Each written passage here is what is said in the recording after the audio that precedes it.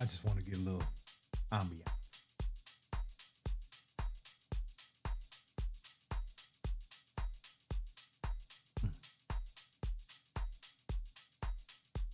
Here we are on another Sunday TikTok rabbit hole excursion. I got better things to do, but I can't help myself.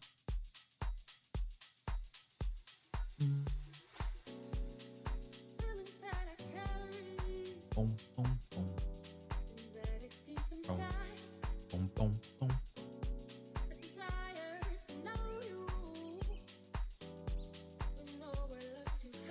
It's my motherfucking jam right now. I just can't say it.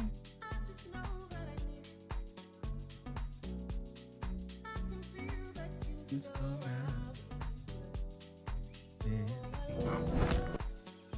Feels so good. Good. Alright. I'm trying to get everything set up, y'all, but I'm vibing too, so you gotta forgive me. Thank you for tuning in. Please follow me. Kick, YouTube, TikTok. I'm even on X. So help a brother out. And listen, Mr. BC, if you out there, man, listen, I'm on some Wall Street. I don't even get these like Dean the Great man. Like right now, I think he's on. I think he's got like 9,000 active viewers. That's crazy shit. Plus he got a big ass platform. I'm just a little dude. Little small dude. I'm just doing reaction on the things that I like. Sorry if it ain't too extravagant. But if you're tuning in, you must like it too. I appreciate you tuning in. Let's get this party started. Maybe not. There we go. This is. Oh, we just saw this. I think we just watched this. Somebody help! Help! Praise Part help! two. Yeah, we didn't see part two. Part one. Yeah, he doing it like he was doing more. Like he was doing more. Whoa! Okay, that's what I want to see. So this is fan made. That's what I want to see. Kratos versus Lock in, Kratos. That's a badass battle. Lock in, cuz. Lock in. Oh, he locked in it. Kratos, if I'm not mistaken, is immortal. But like he fights Superman now. God's powers. Omni-Man's not immortal. He's just hard to kill. That shit look like it hurt, man.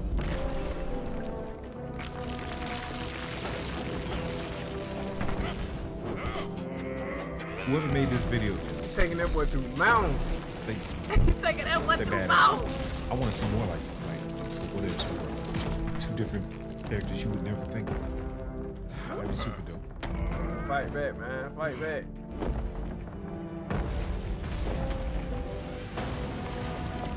Super dope. Super dope.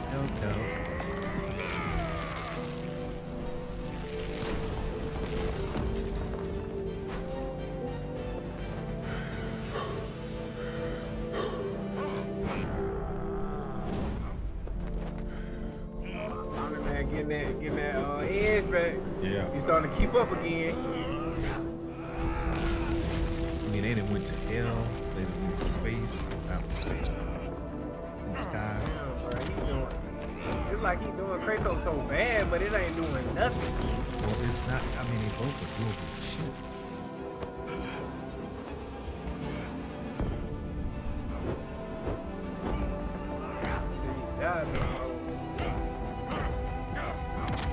Put him in the ground, Kratos. Put him in the ground. So if he have a problem, It's like he piecing Kratos up, but Kratos come back and just go stupid. Oh, he give that Broly treatment. Hey, they need to do a Broly versus Omni-Man. That'd be cool. Yeah, next level. I like to see him fight. Turn Super Saiyan, ain't? Ooh. Super Saiyan versus one of these. Probably one of these. Go ahead.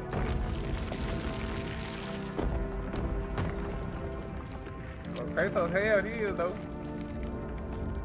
Kratos hell he is.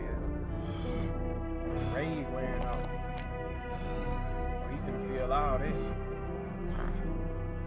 I ain't think Kratos could leave. Hey, you better go finish him.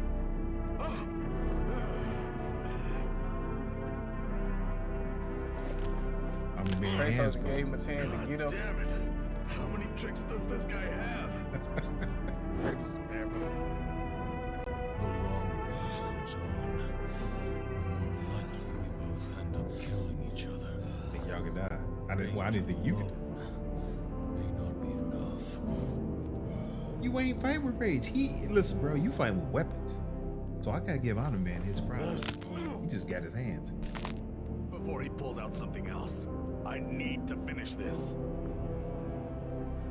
They both talking like I need to finish it. Let's see what the boys gonna pull out, man. They probably gonna be the boy turned back up. Yeah, Craig, you can tell Kratos going for the kill now. Wait, what's that? Yeah, what is it? Look like a damn I'm the man can't even get close to him now. Going into another dimension. Shout out to whoever made this animation. Well, both of them is, but Omni Man they took a pretty bad beating. Yeah, he can barely stand up. Pick him up and throw him in there, Kratos. Ooh, right in the chest piece. Oh. Oh, he cut his arm off. Damn, he took his arm off. Okay. I wouldn't give Kratos enough credit. Oh, yeah. Kratos Hey. got, oh.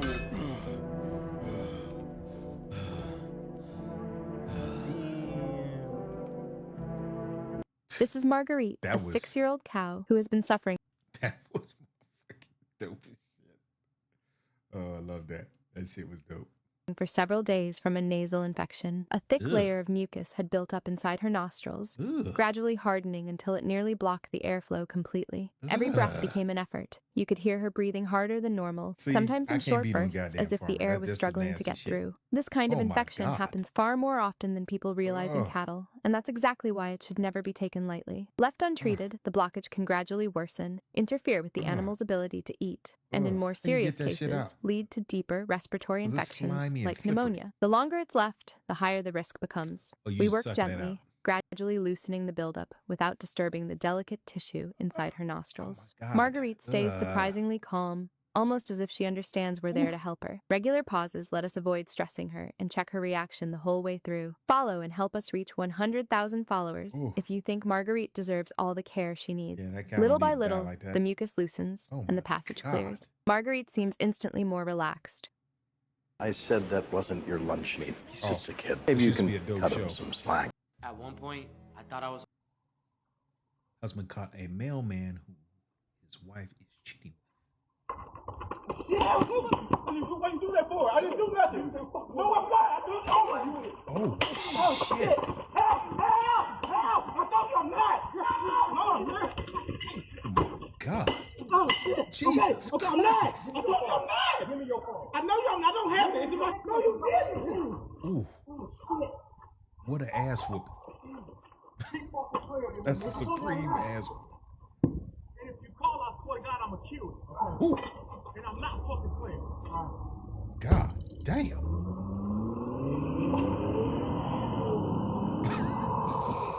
Yeah. Well, better finish your route, Petrovich motherfucker. had the balls to violently shove Jordan, then got right in his face talking Draws. mad shit. This was the 1992 Olympic gold medal game. For the first time in the Olympics, the Dream Team was in real trouble. Head coach Chuck Daly was even getting ready to call Team USA's first time out of the entire tournament. After 10 minutes, Croatia was still leading. They were cocky as hell, completely dictating the pace. No hops. Dino Roger threw down a vicious dunk right over Barely David the did Dream that. Robinson, and the entire Croatian Oh, man, got no crowd hops. He lost just their talking. minds. That was the final straw. Jordan's eyes changed. He was done playing nice. Listen. He flipped the switch. Let me just say this. I love LeBron James. LeBron is a GOAT. Jordan is a blueprint. Just quit tripping, right? Everybody want to be Jordan. Everybody. But LeBron was born and he took what Jordan did and took it to another level. Did things he wasn't even supposed to do. So, but this dream team, I had this poster on my wall. It was in Sports Illustrated. It was Dream Team holding the circles. Man, god dang. This team was incredible. And went full fucking beast mode. Jordan locked in, stared down his opponents, and went straight at Roger. He exploded to the rim and threw down a thunderous one-handed slam that completely shattered Croatia's momentum. From that moment on, the game completely flipped. Jordan turned into a straight-up revenge machine. He took over. Even when surrounded by multiple defenders, he twisted through the air and finished with ridiculous plays. He went nuclear, one dagger jumper after another. Team USA unleashed a flood of points and absolutely demolished Croatia. Jordan finished with 22 points on an ultra-efficient 0 of 1-6 shooting, leading all scorers. The Dream Team won by 32 points and took the gold medal. Petrovic's trash talk, it became the biggest joke of the night. That game was Jordan sending a message to the entire world. You fuck with the Dream Team, you pay the price. I play. Hey, all we doing is. Ooh,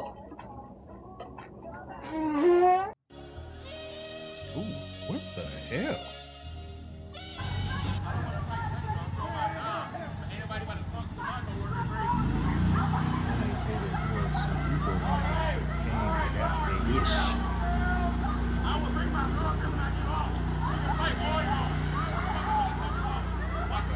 How they get to swinging, man? Why are you swinging on a female? Oh, she got a hammer? What the hell? Oh, is that a hammer? No, that ain't a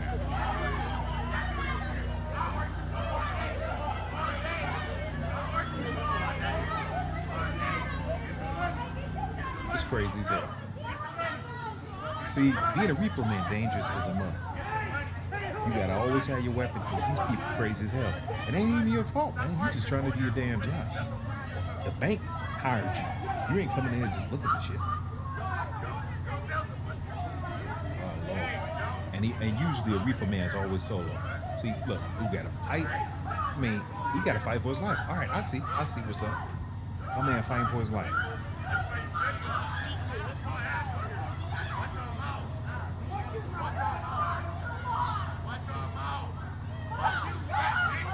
Don't worry about the mouth. Oh.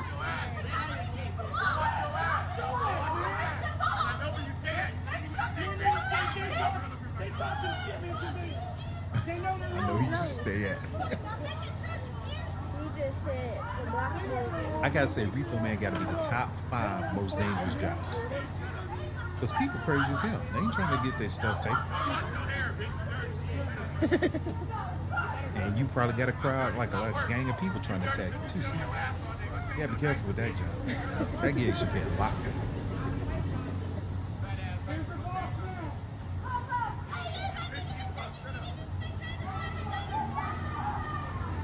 TikTok rabbit hole, bro. I'm telling you, much more entertaining than YouTube.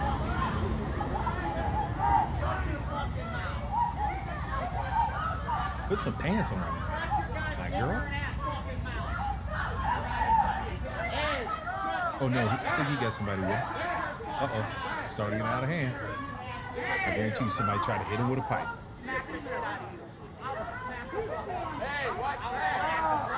Yeah, he with his own girl. I think he would 3 people. All right, so we got some folks with him. Oh, she tried. Oh, why did he do that? Oh.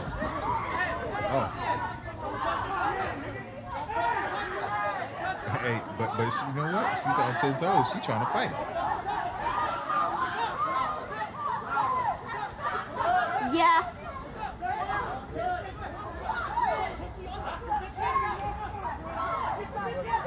You're gonna have to show Coach in the video. This is crazy. Hey, the whole trailer park out in full effect.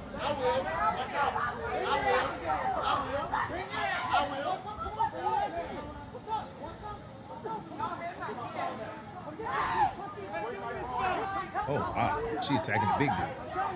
He trying not to hit her.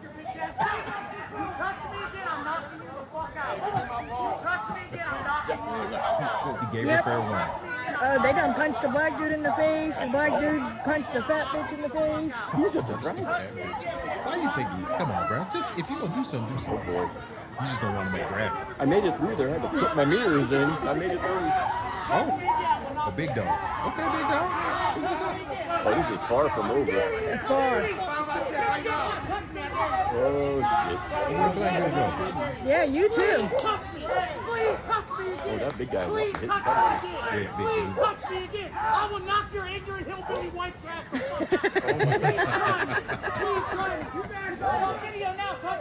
Man, this dude got cankles.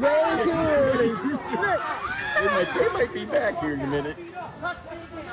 Maybe. Touch me again, I dare you. Touch me, I'm knocking your ass. I'm telling you, touch me, I'm knocking your ass. I'm telling you, I'm knocking your ass. Damn. Just hit the car with a shoe. Just go in the house or pay the bill and then they leave, right? Pay the bill. I mean, it may not be that simple.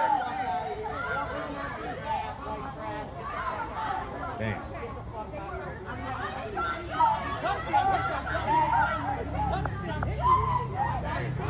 Big Billy's at the best. Trailer park. This. I'm thinking this is West Virginia, maybe Ohio, somewhere like that. You attacked him. You attacked me. That's right. No, they're a bunch of pussies. The better out there hiding. Nah, there ain't no pussies. These chicks was about it. Could be wrong. This might be somewhere in Massachusetts or Connecticut. No, the kid. Y'all a bunch of fucking white trash.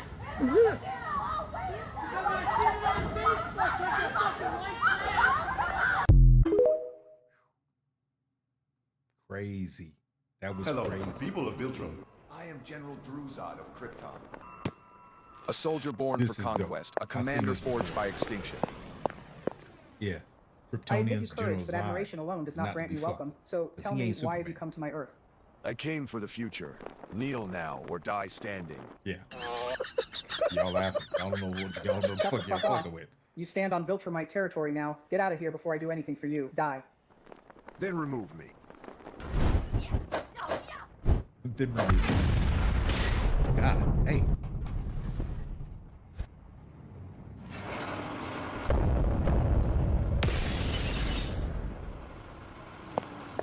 Yeah, gonna need some recruiting. Cause he gonna wax that ass. Cause he don't just have strength. That motherfucker got Superman shit. Like heat vision, cold breath.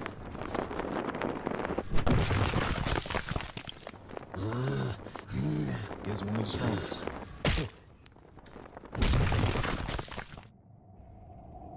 But that motherfucker is powered by the sun. So yeah, okay. Zod's a bad motherfucker. He don't get What his did you problems. think? If you had power, did you think you could conquer us? Krypton will fall, and your pathetic people will kneel before us. They didn't see that. Yeah, you ain't used to that bitch. They were blasted by the sun.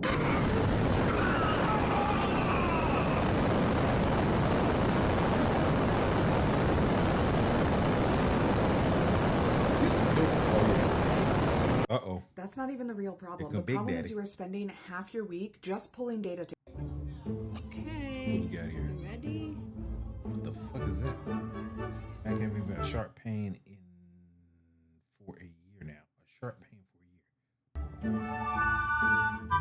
First of all, I ain't into touching feet, but her fingernails or his, I don't know who the fuck's fingers these are. They all fucked up. So they don't give a fuck about the fingers anyway. Look like a little fungus going on. Some nasty motherfuckers right here. Holy shit, it's huge. It's huge, Matthew. What's I huge? like almost cut a hole for it. What the fuck is that? Holy crap. What the absolute fuck was that? Is that a bone? Are you okay? I got out the SEAL teams. I was so mad that if I hadn't got out the SEAL teams, I would have plugged somebody, right? Like there would have been. You didn't like being a SEAL or what? That was Okay, let me just preface this. I don't really know this guy, but I've heard his story before. But this dude right here, That's the Reaper. If you don't know who the Reaper is, he's the most deadly sniper. I would say he's an Army Ranger, by the way, but the most deadly sniper that there was, like modern day. This motherfucker's a badass. He might tell the story. I don't know. It's like my childhood dream. Listen, being a SEAL was the best job in the world, Nick. Right. But having 58 N negative things happen with the N word and like that, they would hang. Nick, did you ever have a doll hung in your locker from a noose? I had the whole noose thing when I went to sniper section. Yeah. Okay. I had the whole noose. You saw a noose. Yeah, I've seen a noose. Yeah. Did they ever fill your cage up with horse shit? No. Okay. Did they super glue your radio to country?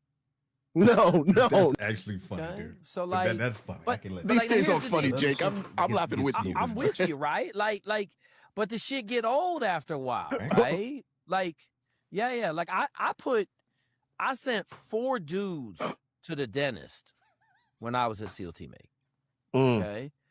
And like, I mean, I tell everybody, this is the worst one. Like, I'm walking down the hall. Our hallways were a little narrow.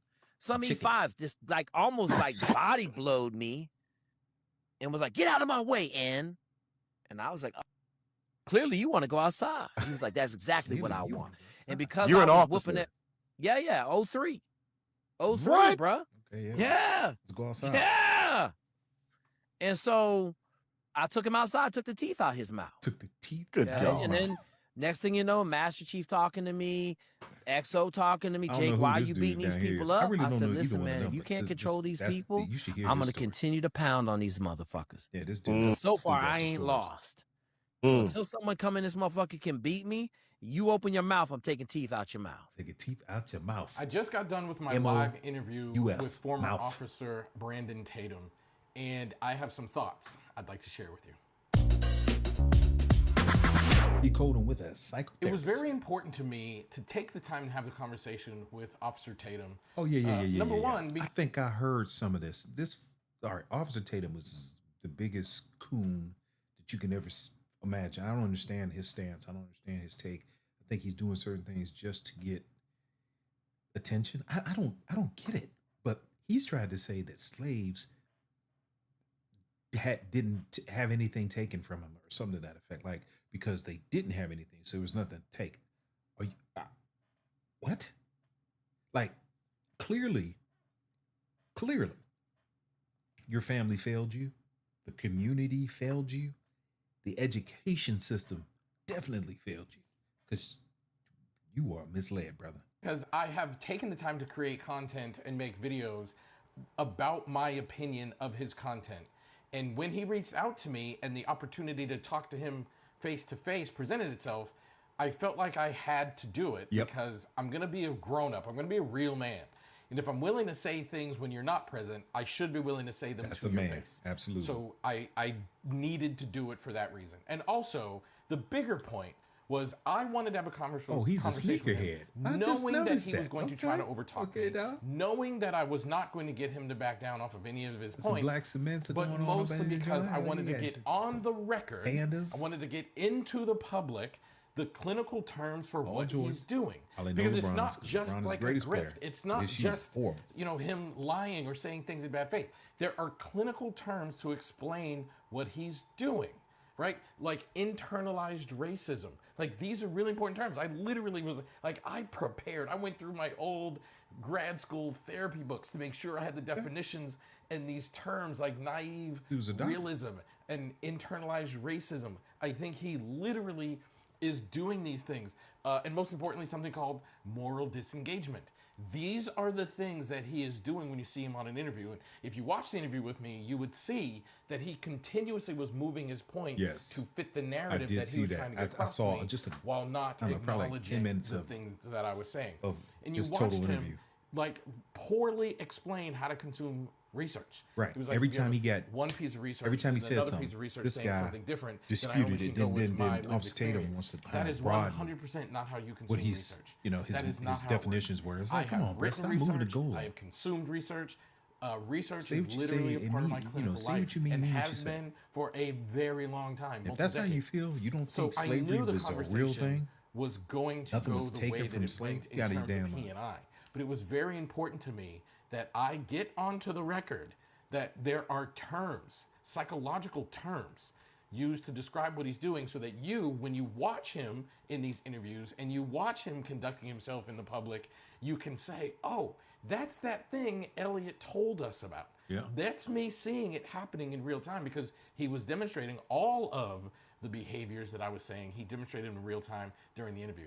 And I also thought it was important. There is an amazing legal clerk who's working on Ben Crump's team and working very closely with the case for Nolan Wells. Her name is that's the other thing. This fool's defending the dudes that potentially, and she is allegedly, amazing.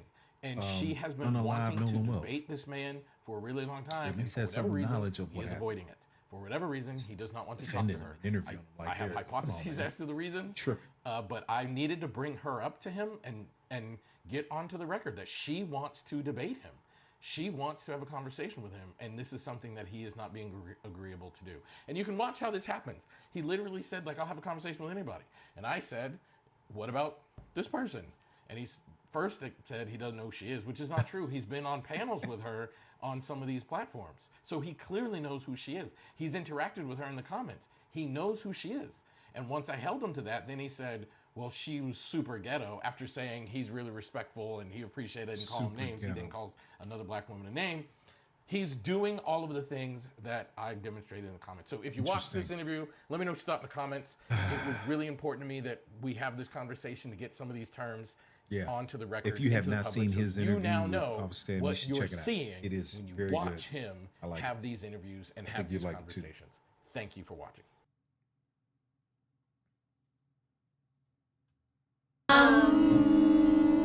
Stop being an FPMA. This was one of the most shocking moments in American television history. Oh my God. During a live news conference, Pennsylvania State Treasurer Bud Dwyer suddenly pulled out a gun and took his own life in front of the cameras. The man at the center of this tragedy was Bud Dwyer. He was 47 years old at the time and served as the 30th Treasurer of Pennsylvania, a longtime Republican Hold on. That dude's 47. I mean, maybe I look horrible because I'm 50. Oh my God. I thought this dude was like 50-something, 60, 47. Politician, Dwyer had enjoyed a successful political career for years. Everything changed in 1984 when a government contract came under investigation. Some people accused Dwyer of accepting a $300,000 kickback in exchange for helping approve the deal. From the investigation all the way through the trial, Dwyer continued to insist that he was innocent. During the case, prosecutors offered him a plea deal. If he admitted to one charge, resigned from office, and cooperated with investigators, he would likely serve no more than 5 years in prison. But Dwyer refused. He said he could not spend the rest of his life carrying a criminal label for something he believed he did not do. In the end, the jury found Dwyer guilty. He was facing a possible sentence of up to 55 years in prison. Just one day before his sentencing, Dwyer suddenly sent a notice to media outlets across Pennsylvania announcing an emergency news conference. At the press conference, he first continued to declare his innocence. Then he pulled out a gun and said his final words, "Don't come closer. This could hurt someone else." Moments later, he made the decision that ended his life in front of the cameras. Why did Dwyer choose such an extreme path? The answer may have been hidden in his final letter. Listen, man, you must really hate yourself if you're going to do that. And granted, I mean, my man was 55 years in prison. Fuck that. One reason was his deep belief that he had been wrongly accused. The other was a very real concern about his family's future. Under Pennsylvania law at the time, if a public official was convicted of corruption and sent to prison, their government pension and death benefits could be completely taken away. But if he died while still in office, his family could receive the full public employee death benefits. That amount totaled about $1.28 million, enough to provide financial security for his wife and 2 children for the rest of their lives. Problem. I don't have a problem with him leaving. He teamed up. He created a super team. He stacked the deck to try to win. How did he create the team? Who wants to learn something horrifying if You know they what? can? Get down this rabbit hole. Well, that's something different. But I hate when people say this stupid You're shit. not talking about 76ers? Chris Bosh? That's About different. LeBron. The team you on now, they already built. LeBron is the Yeah, star he in the already team. built. He Like I brought said, hold on, us we get to it now. the Hold on, team. I'm So coming what the off fuck real are you quick, talking guys. about? Now we're going. I did a live about this a couple of weeks ago. Who wants to learn something horrifying if they didn't teach you in history class? You do. The ruins of one of the largest ancient cities to ever exist in North America were intentionally demolished by the United States in the 1800s. Well, I'm sure they had a good reason. I hope we at least got something good out of it. They built St. Louis on top of it. Okay, so I'll let you decide if this was worth it. This collection of roughly 25 earthen mounds were built by the Mississippian culture around 1000 CE. 25 piles of dirt, that doesn't sound like the largest ancient city in North America. Oh yeah, no, this was just a suburb. The St. Louis Mound Group was a residential section of an enormous ancient urban landscape that sprawled across both sides of the Mississippi River, including the much more famous Cahokia complex, Oops. was a ceremonial and administrative center for this landscape, and thank God still exists today. An estimated population upwards of 20,000 people. It was not only the largest city in North America at the time, but one of the largest cities in the entire world. When Euro-American settlers arrived in the area, they found dozens to hundreds of mounds, earning St. Louis the nickname Mound City. But ever the victims of propaganda saw them as nothing more than giant piles of dirt. They began to systematically demolish every single one of them, including a platform mound that was 30 feet high and 150 feet long, nicknamed the Great Mound, along with every single other structure in the St. Louis Mound Group. Today, the only trace of it is a boulder marking where the Great Mound was in the middle of an industrial park. The amount of information and history that we lost from the destruction of this site is incalculable, and it's up to us to stop things like this from ever happening again. If you're from St. Louis and like what I do, you should come to my live show in St. Louis on my national tour. Tickets for all these locations are available now in my bio, and I'm excited to see some of you there. This is exactly what. Well, they say a lot of that happened throughout history. Like whenever they had the World Fairs, they said we didn't build any of that, any of those structures, because they look crazy, right? World Fair structures looked incredibly wild, right? Did we build a World Fair? Now you're gonna have me. I'm in the rabbit hole.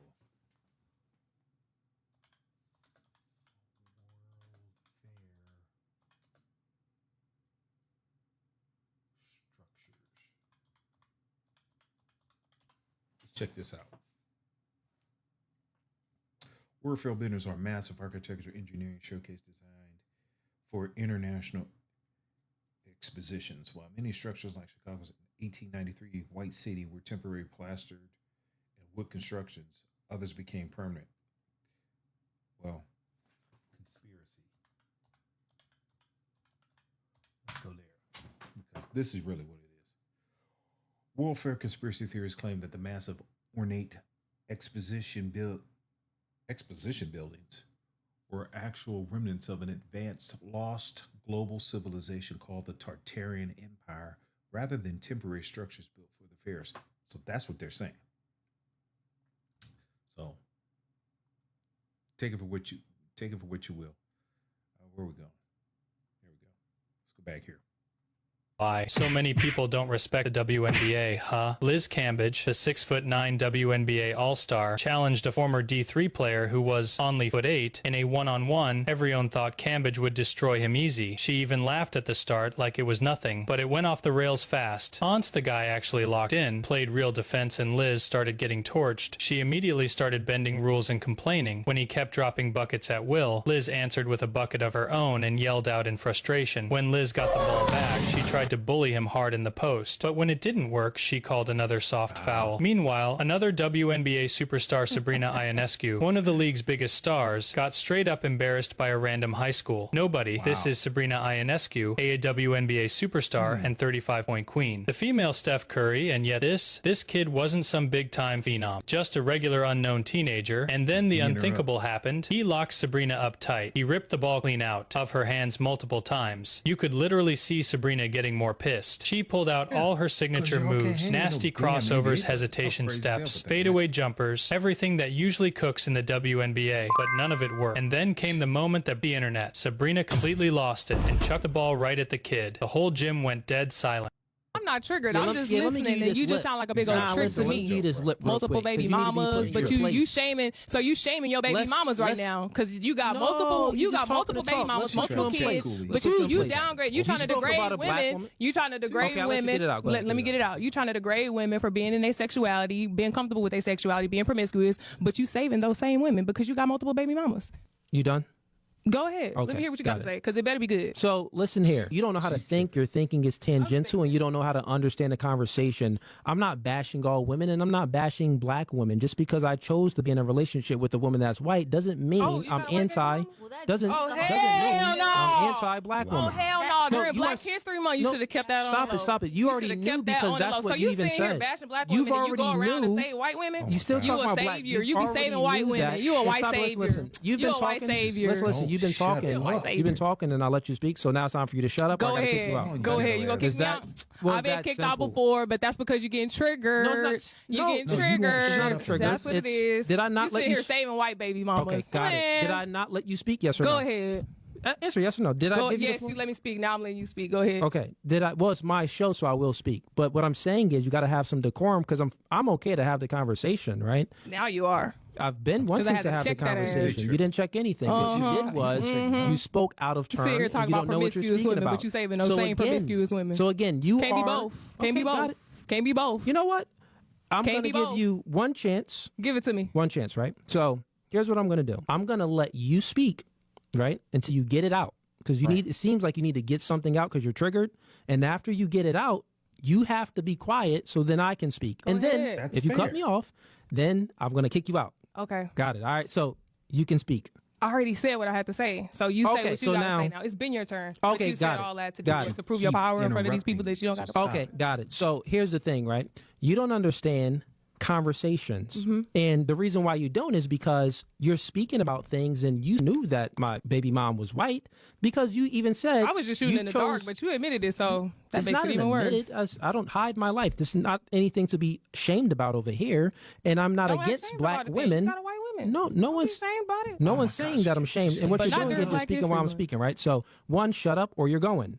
So here's what I'm saying. No one's shame about that, but you're speaking out of turn and you don't know what you're speaking about. Did I ever say anything about black women specifically? No, I haven't said one thing. And you're saying that I'm speaking about black women because I'm speaking to you. Because you're taking everything personal because you are triggered and you're emotional and you don't know how to think. This entire podcast, you couldn't understand any analogies. This entire podcast, you're saying, and she started to say a little bit too, that, oh, well, you're coming at women for being promiscuous. No, you yourself admitted that you are a you let a nigga smash and didn't have any emotional ties with the man. He just said, hey, you want to have sex and get a hotel? You said that you've experienced that before and you had sex with a guy without getting to know him at all. So you are the woman that I'm speaking about. So it is true that I'm speaking in general, but I am speaking about you because you adhere to the generality. You get what I'm saying? So you would be one of the whores. Now, by me calling you a whore, am I calling all black women a whore?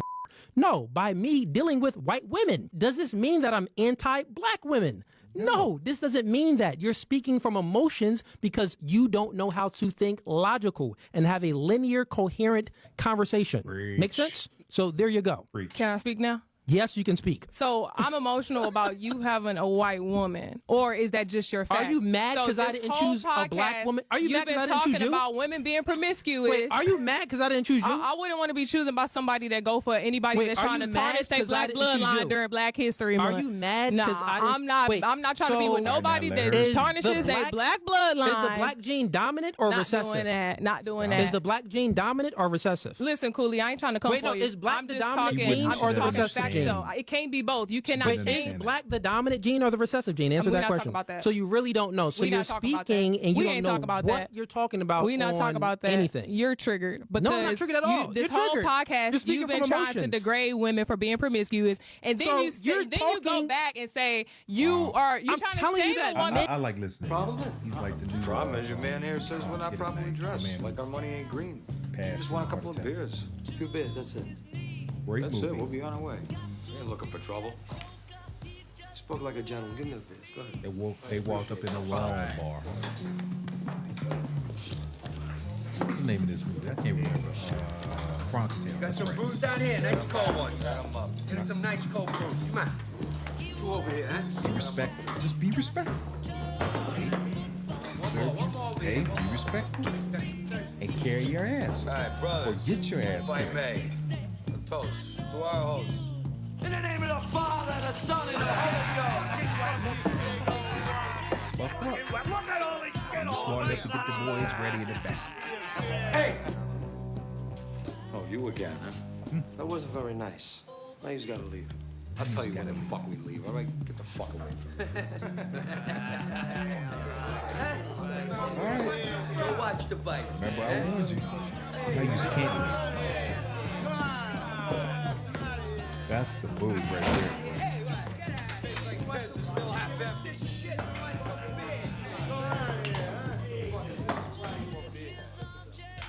Now you just can't leave. I will never forget the look on their faces. All 8 of them. Their faces dropped. All their courage and strength was drained right from their bodies. One of the classic movies. They had a reputation for breaking up bars. Yeah, buddy. But they knew that instant they made a fatal mistake. This time they walked into the wrong bar. Yep. Get that ass. Tori pulls a 9mm handgun, and without hesitation, he fires. Hey! The fuck? Disturbingly, he continues to shoot multiple rounds at Ayalu, even after he's already on the ground, and with an unsettling calmness, Tori picks up the stolen iced tea and walks out. What the fuck? He exits the store still armed. No one knows where he's headed next or who he might come across. Just seconds after the gunfire, 911 calls begin flooding in. Montgomery County 911, what's the address of the emergency? On the Shell station on the corner of Lockwood and New Hampshire Avenue, they just got robbed and somebody got shot. I don't know if somebody got shot, but I heard gunshots. Okay, ma'am. I'm pulling back up. I had to wait for the suspect to leave. Can I give you his description while it's still in my head? Yes, go ahead. He had on khaki pants, a blue shirt with a blue do-rag covering his head, with a gray hat, with a blue hoodie, and then a tan coat. He walked from the gas station over across the street into the Enclave. I'm pulling back up to the gas station right now. I'm going. There's somebody who's injured. Are you okay? Are you okay? Are you okay? Are you okay? Okay, ma'am, please. Ma'am, what is your name? Okay, ma'am, please. Okay, please talk to me. What is your name first? I don't know if he's... Okay, ma'am, what is your name? Oh my God. Ma'am, what is your name? Hold on, I can't, hold on. He's barely breathing, but he's been shot in his chest twice. He's been shot in the heart area. I don't think Okay, give me 1 moment, okay? What is your name? On the line is Dominique, a witness who bravely takes control of the situation, providing dispatch with a clear description of the gunman. Meanwhile, the female clerk immediately calls the manager, Gantonet, who had stepped out just minutes before the shooting, a decision that may have unknowingly saved his life. Dispatch instructs Dominique to begin CPR, but she fears it's already too late. What she doesn't know is that Ayalu is still alive, and every second could mean the difference between life and death. So the person who's bleeding, is there something you can grab, like a towel or something, to put pressure on the wounds? He is dead. So we need to at least do some CPR before they get there, okay? Okay, ma'am, I need you to listen to me, okay? Ma'am, he is dead. There is no doing CPR. He is dead. You're saying he is beyond help? See, now that He pisses is me off. beyond help. He is not. He's not doing anything. While Ayalu lies unresponsive on the floor, officers realize that, at the same time, an armed man has just disappeared into the neighborhood. Quickly, they form a plan. One team patrols the surrounding streets, searching for anyone matching the suspect's description, while these officers rush in to save the victim before it's too late. To the responding, the caller that's with the patient advised that they are really confirming they won't do CPR. Subjects behind the counter. I've got nothing further for now. Just Hey, where?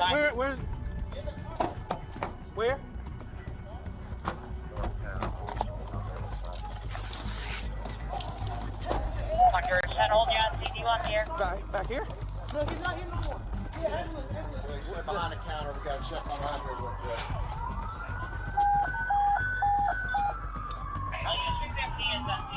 I'm trying to stand some shit, so tripping right now. The victim is being attended to. Our officers at the jail. Okay. No, it's not. Alright, I am direct. As staff struggles to unlock the front door, GetNet returns just in time and leads the officers to the back entrance, desperate to save his dying colleague. Light blue do-rag, gray hat, tan coat.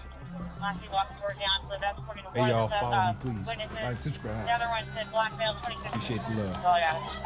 Hey, put back one. Hey, you got extra pair of gloves? Right now we have one. I like to know if they caught this fool. Part 2? Hey, boom, Is there? straight. Oh, Do anybody have extra pair of gloves? Yeah, I only got small. Yeah, I got small too. Alright. Is he responsive? Hey, take the mask off. Take the mask off. We need to start doing compressions. Just stay over there. Hey, George, can you put his head up? There's nothing. Henry 15 to the unit on scene, have enough officers there. Here, watch out. I believe that's right. 50, you guys got enough. I'm gonna cut all this off. Alarmingly, Ayalu is quickly bleeding out, having been shot 3 times in the chest. While life-saving efforts continue just feet away, another officer moves into the back room to speak with staff, trying to understand how this happened. They need to figure out where the shooter went before someone else falls victim to his rampage. Hanging on both sides. I use NeuroGo. I use Carpe. Both products help you show up. You know, like the music industry is is set up for you to have just enough money to afford a car, pay for your kids, a house, and be on tour for the rest of your life till you die. It ain't set up for you to literally go buy an island like Phil Knight. It ain't set up for the artist to win. It's like boxing. You know, more people end up retarded than rich. Ooh. That's interesting. Do you feel like when you was in debt, did that contribute to your lack of confidence? Nah. I'm glad to hear you say that, because that makes me think like, damn, so money is what made him feel confident. Nah, that's why I tweeted that, because I knew I had the power. That's why I tweeted Mark Zuckerberg, and I tweeted the debt. The reason I tweeted to Mark Zuckerberg is because he wanted to meet with me. And I hung out with him a few times, and I got respect for him. But when I was talking about my ideas, there was really like not a lot of follow-up to that. And I always see these guys, they'll go and support a guy that's got like one idea that they can capitalize off of. And then you get a guy that's proven and like done the impossible in every single field he's ever put his mind to. Absolutely. And I'm like, yo, help me get a valuation, right, for my company. And it would be people who know how to do that. And I'm hanging with them, right? And they don't show me how to do that. Right, because they don't want you to And it's win. like, why are you keeping me misinformed? Right. I felt like learning the valuation of just even the company and what I built was like a slave getting a social security number. It's like, I got my rights. I know I'm worth this much. And everyone in Hollywood knows exactly who Ye is. Every agent, anybody, they know Ye is Ye. In the hospital, on stage, rent, in debt, or with a $1 billion company. Like, the spirit is here. And the only thing that can hold me back is a lack of information. But information is harder to find than you think. It's secret codes. Like even when Jay-Z gave a little bit of codes on 444, there's people I know that tweeted or were texting each other like, he's giving codes away. Are you American? Should I call ICE? If they're Americana, go back to your own fucking country. This Karen starts harassing 2 friends in a quiet Philly restaurant, threatening them with immigration services and police over absolutely nothing. I actually can do whatever the fuck I want. Are you American? And what? See? Are you what? Should I call ICE? Call. This is what people call Show me white your privilege. certificate. Call. I'm gonna I say don't it. have to show you anything. Actually, you do. You can call ICE. Actually, you do. Nobody Yeah, that's I mean, brown or actually, black I would can. ever say some Yeah, shit call. like She that. keeps demanding to see someone their else citizenship other than certificates and They would never spews say that xenophobic dumb shit. slurs while getting completely ignored by the restaurant staff nearby. I'm American. Call. Are you American? Can you call? I'm gonna call police now because you bothering Call me. policia. Can you please leave? Call policia. Can you please leave? Call policia because you're not American. Can you call? Go ahead. I want you to. Should you go back? Guys, I'm sorry. This woman is like behave. Yeah. Would you please help us? Help with what? The terrified girls plead with the waiters for help, but the spineless employees just stand around and watch the harassment unfold. We don't know this woman. Please help us, okay? Okay, I'm confused. We don't know this Okay, I got woman. you. Please. You do know me. No. You will not help us, guys. You will not help us. Are you working here? Americana. Go back to your own country and guys. Working here. Get out. You are not helping us. It's a joke. The drunken aggressor barks more hateful nonsense about her in American the privilege face. Ooh. before stumbling around and making a complete fool of Elbow herself. America. It's America. Get that What close. are you? Elbow strike. I'm not America. We cannot feel protected with like 3 men around us. Are you They're not men, obviously. good that I filmed everything, guys? Good. Hold on. Let me get. She literally ends up crawling on the floor to call the cops, leaving everyone completely stunned by this ridiculous public meltdown. Wow. I'll beat the shit out of both of you. I don't give a. You guys, stop this shit right now. Go to another corner. Go to another corner. I don't give a. Peace in the name of Jesus. Go to another corner. Peace in the name of Jesus. Go to another corner. Peace. You talk that gay shit, get Peace. outside of here. I'm not afraid of you, Slap bro. the fuck out of you. Good. Get the gay out your speeches. We're here for Because I peace, got bro. gay that work in here, and you guys are disrespecting them. And I'll beat the out of you guys. Stop! No, I'm not. Bro, I want peace, brother. I'll slap the shit out of both of you guys. In the name of Jesus Don't say Christ. nothing about the gay shit no more. Don't say nothing. Then you'll get your ass whooped. Then you'll get your ass whooped. Hey, bro, no contact. No contact. Right? Thank you. We Get call the for fuck peace, outta bro. here. We call for peace, Don't bro. let me know. If I hear that gay shit one more time, I'm gonna slap the fuck out you guys. Say something else. Say something else. So nobody wants Say to help something us. else. Nobody's going to Say call the something police else. for us because we're Say something else. Say it one more time. In the name Yeah. of Jesus, we call Yeah. for peace. Hey, we're praying for you, bro. I'm gonna pray for you every day. We're praying for you, brother. I'm gonna pray for you every We're day. praying for you, brother. So, anyways, That was weird. he put his dick on this dude's shoulder. What? And the dude was like, man, what the Tom? Bro, this guy's so stupid. He just walked off like nothing even happened, didn't even pay attention. This is what I was trying to tell you, like the psychology of people. Like some people aren't built to fight. Some people are only built to kill. Some people are, only built to fight. They're not built to kill. This dude wanted to pay protection because he knew what he was about to do. This goes in his cell because he gets his door popped, because I told you get your door popped easy over there. Tom? Tom goes in his cell. This guy's not even paying attention. He goes over to the domino table and starts playing dominoes.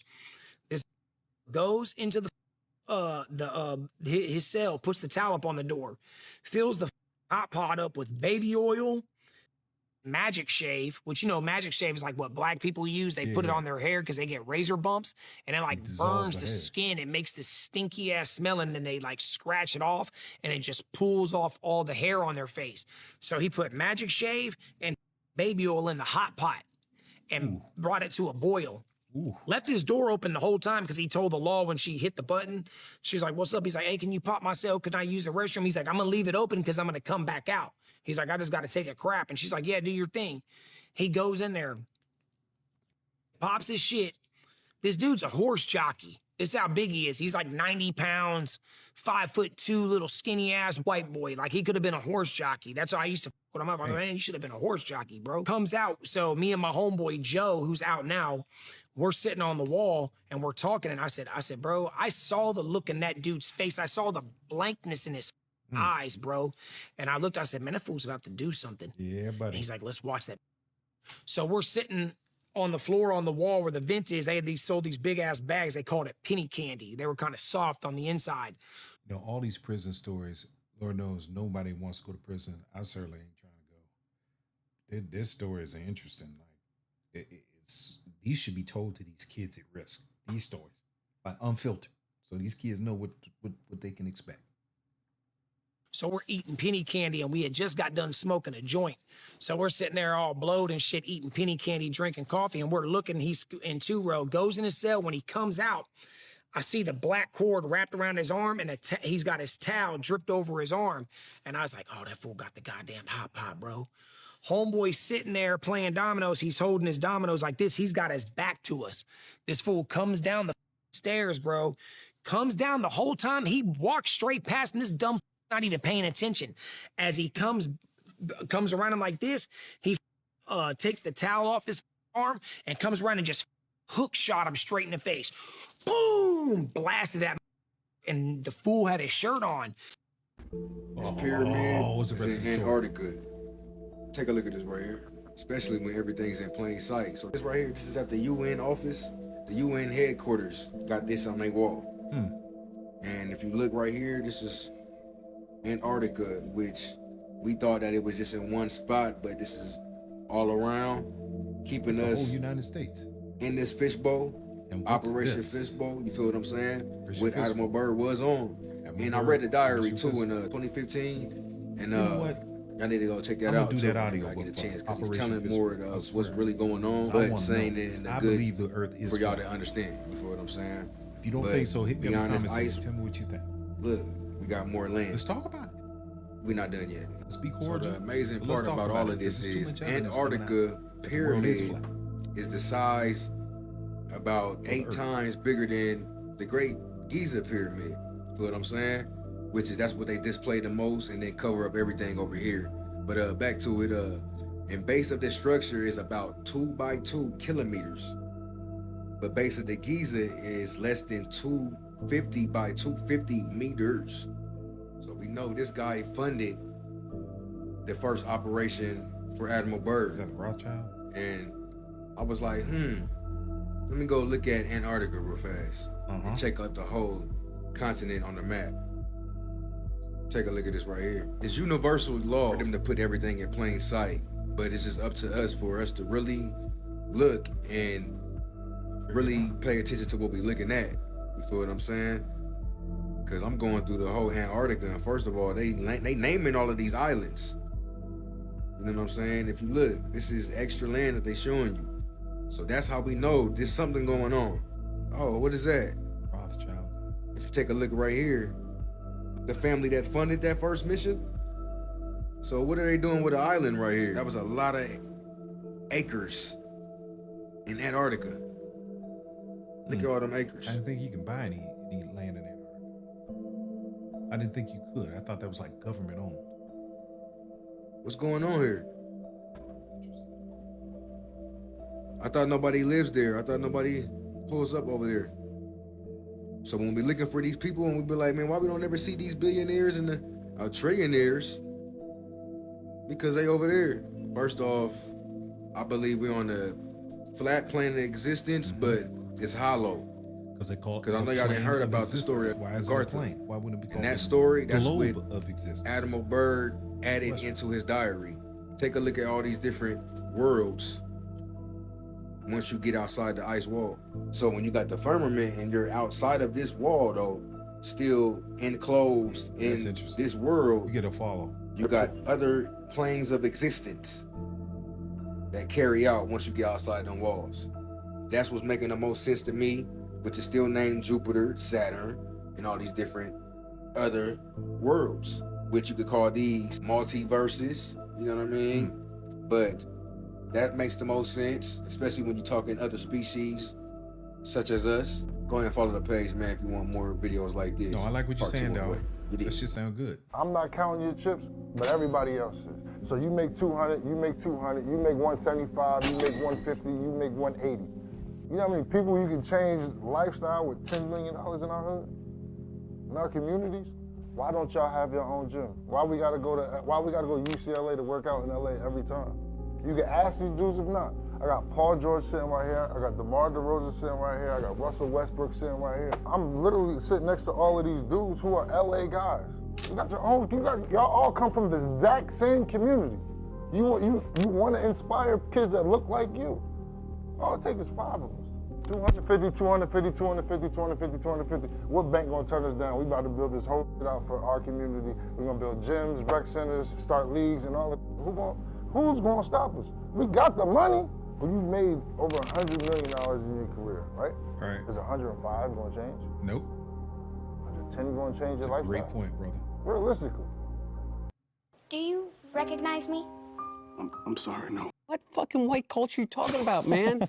So what I want to know, though, is that I don't know how we get past this idea that the biggest problem that you have that with your personal situation and how you extrapolate that to the situation of other white kids that are your age, that feel disenfranchised, that feel left out, that feel they don't have a shot at the American dream, is because of black and brown people, because of Mexicans, because of Venezuelans, because of Haitians, because of, it's always other, Nick, but he wants to associate it's always them. Okay, my point being is that whenever you identify your problem as being something that is other, that you can point to, that's a minority, that is a group of people, that's the Jews, it's the, I mean, before, remember, all of us, you know, it was the Irish Catholics who were all committing the crime, who weren't allowed into bars, who weren't allowed into, because you know why? Because they were dirty, poor, non-Europeans. They were Irish. Every time it's wrong. Every time history has proven that to be wrong in the United States of America. Every time. Inclusion has been our greatest strength. Diversity has been our greatest strength. And I hear you talk about this idea of white culture. What fucking white culture are you talking about, man? Great point. What, literally, what Shakespeare, Dante, Mozart. No. We're in Philadelphia, the founding fathers. First of all, that's your white How about culture. Count of Monte black. Cristo? Would you consider that part of our white culture? Well, it was written by a black man in France in the 1700s. In a milieu of European civilization. Which was ruled by the Moors for 700 years. In Africa, years. you can assassinate a president, but never mess with the rebel kids.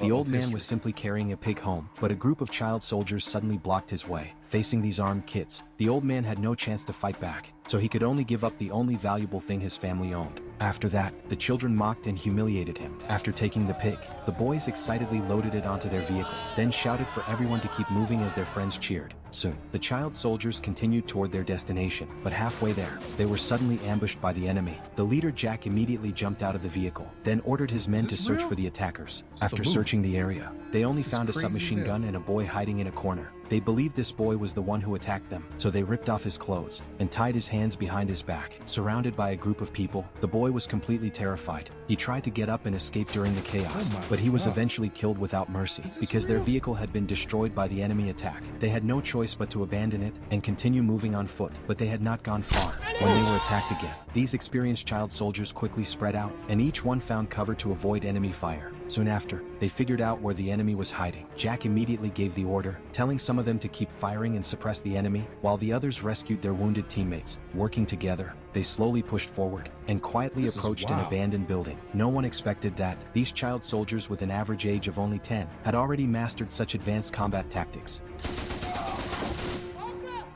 After the danger was over, they played their battle songs and carried their wounded teammate to an international medical aid station. Because the place was neutral territory, the doctors agreed to treat the injured, but the medical station made it clear that armed child soldiers were not allowed to enter. The two sides immediately got into a heated argument, but because there was nowhere else to treat his teammate, Jack had no choice but to agree. However, after handing his teammate over to the doctors, he still threatened the people inside the medical station. Then, the child soldiers continued toward the capital, but when they reached the outskirts of the city, they saw the peacekeeping forces withdrawing. This meant their rebel army had already defeated the government forces and won the war, and this also meant they could now enter the city and loot without restraint. The next day, Jack found the general he admired the most, hoping to receive a new mission, but unexpectedly, the general told him that he was now serving as the new president's personal guard. He was now part of the regular army and no longer needed these child soldiers to fight. As for kids like Jack, they would all be disbanded soon. The weapons they carried would also be taken away by the new government, because the new government would never allow child soldiers to exist. Only at that moment did Jack finally realize that they were nothing more than tools in a power struggle. Once they lost their value, they would be abandoned without hesitation.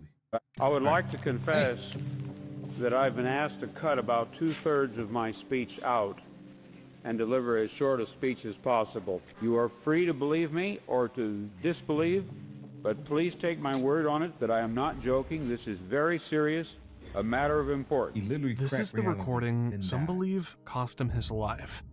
In September 1977, the writer Philip K. Dick spoke to an audience in France. They expected science fiction. What he said, instead, revealed too much about reality and drew the attention of the CIA and FBI, changing his life forever. The subject of this speech is a topic which has been discovered recently. A breaching, a tinkering, a change had been made, but not in our present, had been made in our past. A variable was changed, reprogrammed as it were, and that because of this, an alternative world branched off, became actualized instead of the prior one, and that in fact, in literal fact, we are once more living this particular segment of linear time. He said the CIA and FBI had taken his work years earlier. That's when you know he may have spoken too much. In March of '74, the CIA opened my mail. The FBI had a file on me. I've seen both. That's interesting. But the cops were watching everything I did, and I was correct. And I was told the house was It's being not the watched, first time I heard that. and that eventually my house would be hit, my Like there's an files would be alternate version opened, of my us. papers would be taken, and Like, so it came to for every pass. decision that's When I made, came home and it found creates my another house reality. consisting of nothing but rubble, ruin, Multiverse. chaos, broken windows, smashed doorknobs, cartoons, blown movies, open they files. A few years talk about later, things, he and suddenly we just think it's dies, great entertainment, right but before some the of that has premiere some truth of to it. Blade It's Runner, based on June something. 1982, the film adaptation of his novel, Do Androids Dream of Electric Sheep. Fans said it was strange that the author who had predicted so many modern themes about AI, identity, and reality never got to see the movie that would finally make him widely famous. What's strange to me is that he was only writing science fiction, yet the FBI and CIA started watching him. To me, that means he was touching information never meant for the public. That's what caught my attention. So listen carefully to what comes next. I know attention spans are short, but trust me, this video will give you chills. We are accustomed to supposing that all change takes place along the linear time axis, from past to present to future. The present is an accrual of the past and is different from it. The future will accrue from the present on and be different yet. That an orthogonal or right-angled time axis could exist, a lateral domain in which change takes place, processes occurring sideways in reality, so to speak, this is almost impossible to imagine. How would we perceive such lateral changes? What would we experience? What clues, if we are trying to test out this bizarre theory, should we be on the alert for? In other words, how can change take place outside of linear time at all, in any sense, to any degree? Philip tries to make this strange idea easier to understand with a simple picture. Imagine a painting on a wall. Instead of replacing the whole painting, the servants secretly change details on the same canvas. They remove a tree, add a girl, shift small elements. When the owner looks at it, he sees something new, yet also familiar. His brain struggles. It's the same painting, but also not the same. Dick uses this example to suggest that reality might be altered in subtle ways, not fully replaced.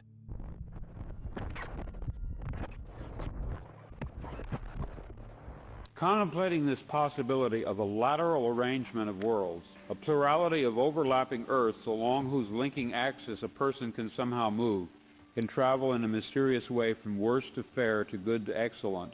Contemplating this in theological terms, perhaps we could say that herewith we suddenly decipher the elliptical utterances which Christ expressed regarding the kingdom of God, specifically where it is located. He connects his theory of parallel worlds to the words of Jesus. He points out that Jesus gave answers that seemed contradictory about the kingdom of God. He said, "My kingdom is not of this world," but also, "The kingdom is within you," or among you. Dick suggests these statements weren't meant to confuse, but to describe something deeper. Maybe Jesus was speaking about these overlapping realms, I just had to move my multiple screen, realities so that can be reached by forgive living me. human beings. Some of them dark, others beautiful, and at the highest level, the just kingdom of God. I, in my stories and novels, often write about counterfeit worlds, I'm probably blocking some semi-real worlds, as well as deranged private worlds, inhabited often by just one person, while meantime the other characters either remain in their own worlds throughout or are somehow drawn into one of the peculiar ones. This theme occurs in the corpus of my 27 years of writing.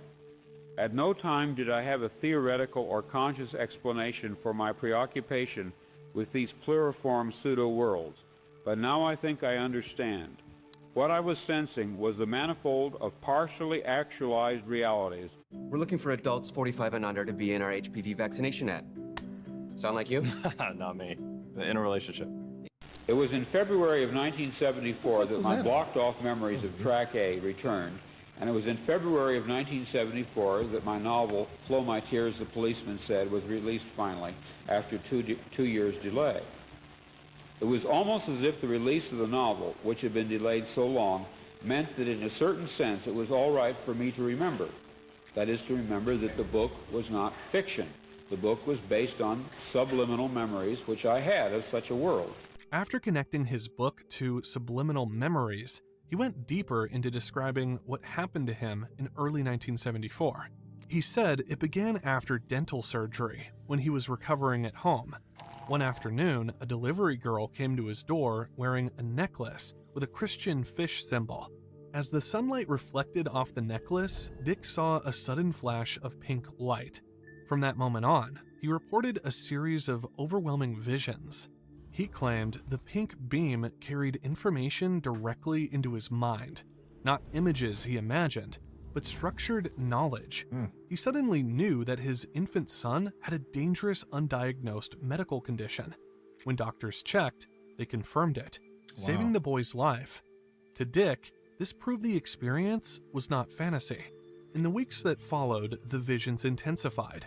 He said he lived in two overlapping realities: California in 1974 and ancient Rome in the 1st century. At times, he believed he was both himself and a Christian slave living under Roman rule. He described it as if time had folded, two tracks of history running at the same time, and his consciousness could move between them. Philip also reported receiving vast amounts of information, entire downloads of philosophy, theology, and science that felt too complex to invent. He said it was as if an external intelligence, which he later called VALIS, Vast Active Living Intelligence System, was transmitting knowledge into his brain. For him, this explained why many of his novels already contain themes of false realities, hidden powers, and overlapping worlds. He believed those stories were subliminal memories breaking through long before he consciously understood them. Plural realities did exist, superimposed onto one another like so many film transparency. What I still do not grasp, however, is how one reality out of the many becomes actualized in contradistinction to the others. More likely, the matrix world, the one with the true core of being, is determined by the programmer. He or it articulates, prints out, so to speak, the matrix choice and fuses it with actual substance. The core or essence of reality, that which receives or attains it, and to what degree, that is within the purview of the programmer. This selection and 300 years they worked us for nothing. We never got paid. Okay. But America became rich. You see, you all didn't do that to us. That's right. But the whites today benefited from what happened to us. Yes. That is what you have to answer now. You know Senator Kennedy? You remember the song about John Kennedy? Is anybody here? See my old friend Johnny? Can you tell me where he's gone? John and Bobby and Martin. Did you know that John's father was a bootlegger? Yeah, oh yeah, that's how they got the money. Rich. Yeah. Selling illegal whiskey. Yes. He was the dope dealer of his day. Yes. Wait. No. That's the truth, But though. Joe Kennedy, the dope dealer of his day, who became a multimillionaire, could give millions to his children. Yep. And then made one a senator, Yep. two a senator, one a president. And when they talk about the Kennedys, they don't talk about that. When John was in the White House, they called it the Kennedy clan, and Joseph the patriarch of the family. They never mentioned Joe the bootlegger. That's right. But suppose your father or mine sold crack and got millions of dollars and sent you to Illinois State?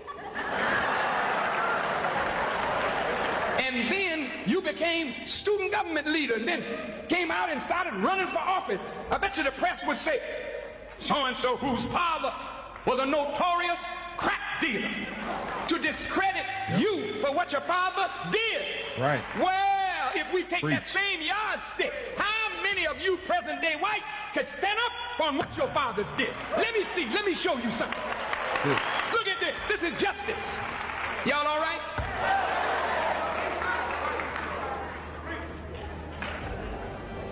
To work you for 300 years, give you nothing? Mm-hmm. All the white children going to school, it's against the law for you to learn. Yep. White folks going to church. Mm-hmm.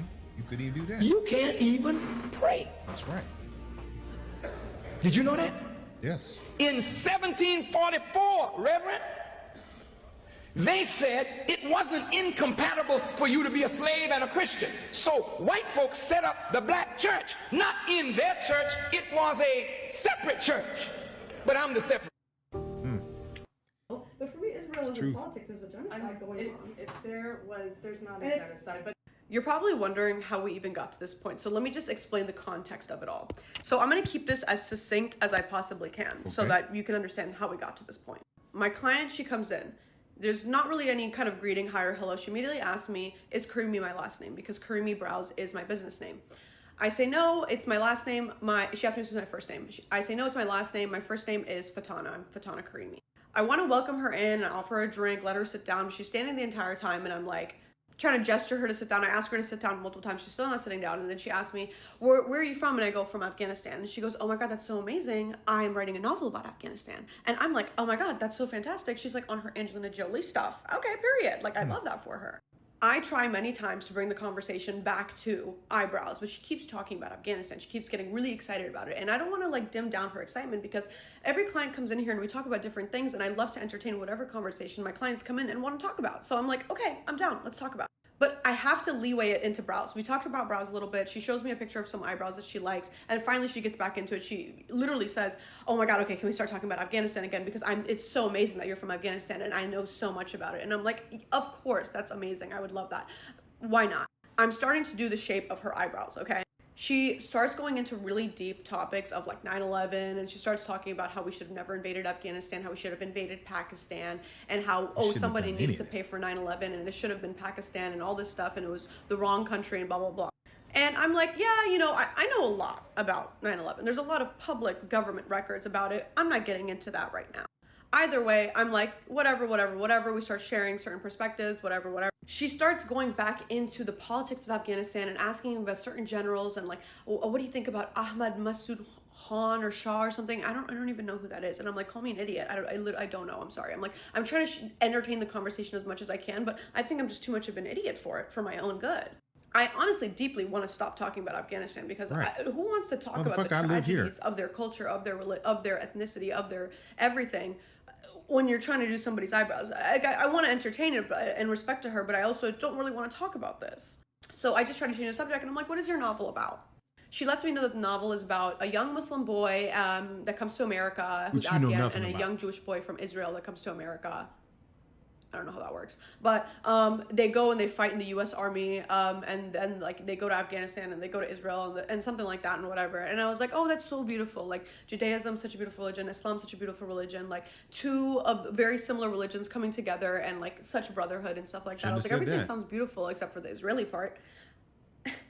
I don't hide the fact that I don't support Israel and I don't like Israel. I think everybody knows that. Everybody knows that on my page. So she ignores it, and I'm like, thank God we don't have to talk about this. But then she brings up the fact that she's Israeli American, and I ignore that because I don't really care where you're from. It really doesn't matter to me. Like, it doesn't make me look at you any different. Whatever your ethnicity is, like, it doesn't matter to me. You're Israeli American. That gives me a bad vibe and stuff because I don't believe in that. But there's Israelis who don't support the Israeli government. There's Israelis who don't support what is happening right now to Palestine. So I don't know where you stand. I have the, benefit of the doubt that I can always give to anybody. She starts talking about Afghanistan again, and I'm just a yes man. I'm like, yeah, ooh, that's very cool, whatever. And then she goes, and you know what I find really interesting that's different between Israeli men and Afghan men? I'm thinking, like, what the hell is this woman gonna say? Like, okay, sure, tickle me. Like, what do you better say? She goes, Israeli men, it's interesting because Afghan men, they like to not show their emotions. They're a lot more like keeping a strong face and a strong front. Whereas Israeli men, they like wear their emotions on their sleeve, and they're not afraid to cry, and they're not afraid to show their emotions. They don't mind looking silly. I'm sure that they're all like that. Microaggression much, passive aggressive much. Like, okay, so I was like, whatever. She wants to compare Israeli and Afghan men. I can compare an Israeli and Afghan man because this is my studio, this is my business, and if you want to talk about this non-stop, we can talk about this. So I said, I think the difference between an Israeli man and an Afghan man is that an Afghan man was raised in Afghanistan and he's from Afghanistan, and then an Israeli man, he's either from Brooklyn or Miami or Eastern Europe, or his dad is, or his grandpa is, and that's kind of where it stops because Israel was born like yesterday. Is that not true? Oh, 45. And she goes, no, actually, she tries to correct me and say, there's Israelis have been living there for thousands of years and have lineage there for thousands of years. No, I said, ma'am. yes, there are Jewish people who have been living there peacefully for thousands of years. And they've been living in Palestine. And she goes, no, it was always Israel. It's a beautiful country, and it's filled with beautiful people. And that's where I stop her. I just kind of like start taking my gloves off, and I'm like, I can tell where this is going, and I don't do this type of stuff. Like I'm not going to do your eyebrows if this is where it's heading, and we're starting to get into like some sort of political argument. Right. If I wanted to get into politics, I would have ran for office. That's it. I do eyebrows. I just want to do your eyebrows. I was like, it goes against my morals. I'm going to go ahead and just end this appointment. I'd ask you to kindly leave, and I'm just not, you're not getting your eyebrows done today by me. I'm not going to, or any day. I'm not doing your eyebrows. And she immediately gets offended. She goes, is it because of my ethnicity? Oh, my fucking And I was like, no, it's not because of your ethnicity. It's because of the fact that you won't stop talking about politics. And the politics that, one, I don't agree with. There's a genocide going on, and I don't agree with that, and I don't respect that. She immediately goes off to say that this is racism. That's when I started recording, and that's when I'm going to show you guys the full video of what happened after that. Because just put yourself in my shoes for a second. If I went to, let's say, like a hairstylist, it could be a brow artist, it could be a lash tech, whatever. If I go get a service done by somebody and they're from some sort of ethnicity or culture or group that has gone through tragedies, whether it be maybe a Black American, whether it be a Vietnamese immigrant, whether it be somebody from the Congo, whether it be somebody from Turkmenistan who it's now part of China, and I start talking about the tragedies they go through, first thing I say, where are you from? Oh my God, that's so amazing. I know so much about it. Let's talk about it. Let's talk about all the tragedies, your culture, where you're from, the group you're a part of has been through. Shit. Let's talk about the Vietnam War. Let's talk about slavery. Let's talk about the Congo. Let's talk about the Rwandan genocide. Right. No. You think that's what a person wants to talk about? Okay, me, I don't really get offended, so it tickle me. Sure, we can talk about it, but you better not misstep, because you can easily become very offensive and disrespectful with that. And so it felt so. I'm gonna go ahead and show the full video. Sitting in friends.